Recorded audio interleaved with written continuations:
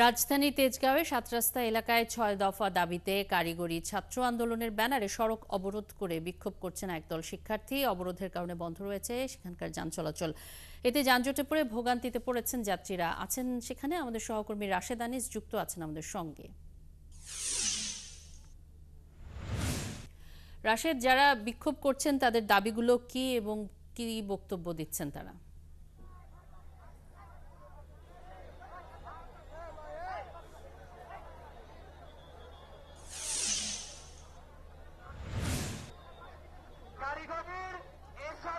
তিথি, শুরুতে যদি আমি বলি যে আসলে বিক্ষোভটি শুরু হয়েছে আজকে, যদি বলি যে সকাল 11:30টার দিকে।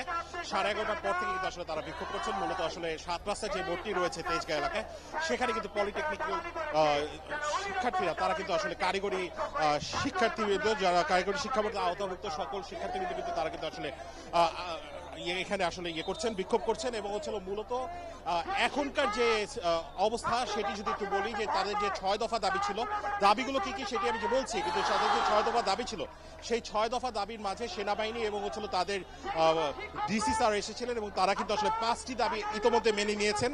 এবং 1 ঘন্টার মাঝে কিন্তু তারা ডিসি স্যার সহ একজন উপদেষ্টারও আসার কথা রয়েছে, এবং সেই তারা এসে তাদের 6 নম্বর যে দাবি, সেই দাবিটি হয়তো বা মেনে নেবেন এবং এই যে তারা আন্দোলন করছেন সেই আন্দোলনের অবসান ঘটবে।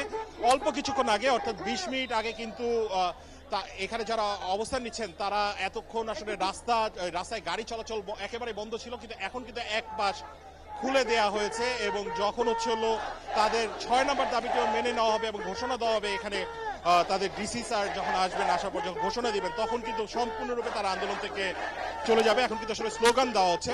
আমি যদি একটু দাবিগুলো বলি, যে 6 দফা দাবি রয়েছে, প্রথমটি হচ্ছে 2021 সালে বিতর্কিত নিয়োগপ্রাপ্ত সকল ক্রাফট ইনস্ট্রাক্টরদের কারিগরি অধিদপ্তর এবং সকল প্রতিষ্ঠান থেকে দ্রুত স্থানান্তর করতে হবে। তারা যেটি চাচ্ছেন যে তাদের মধ্য থেকেই, এই প্রথম দাবিটিতে তাদের মধ্য থেকেই যেন তাদের যারা পাশ করে বেরোচ্ছেন বড় ভাইরা যারা রয়েছেন, তারাই যেন আসলে দায়িত্বে থাকেন। এছাড়া যারা জেনারেল থেকে আসছেন যারা, তারা যেন দায়িত্বে না থাকেন।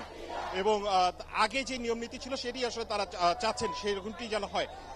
দ্বিতীয় দাবি, তাদের ডিপ্লোমা ইঞ্জিনিয়ারিং এর কোর্স 4 বছর মেয়াদি নিশ্চিত করতে হবে এবং প্রতি সেমিস্টার পূর্ণ মেয়াদের 6 মাস করতে হবে।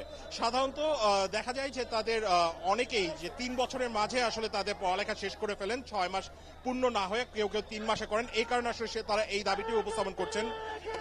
এছাড়া রয়েছে যে 3 নম্বর যাদের যে দাবি, উপসহকারী প্রকৌশল পদে ডিপ্লোমা ইঞ্জিনিয়ার ব্যতীত অন্য কেউ আবেদন করতে পারবেন না। উপসহকারী প্রকৌশলী ও সমমান পদ ডিপ্লোমা ইঞ্জিনিয়ারদের জন্য সংরক্ষিত করতে হবে।